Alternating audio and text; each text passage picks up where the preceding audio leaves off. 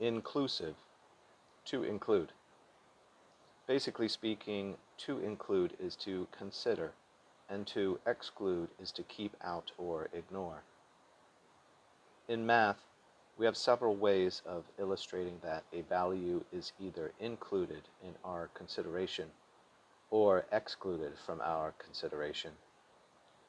If we are dealing with a number line, a solid dot means the value is included, and an open dot means the value is excluded. When graphing, a solid line means the values on the line are included, and a dashed line means the values on the line are not included.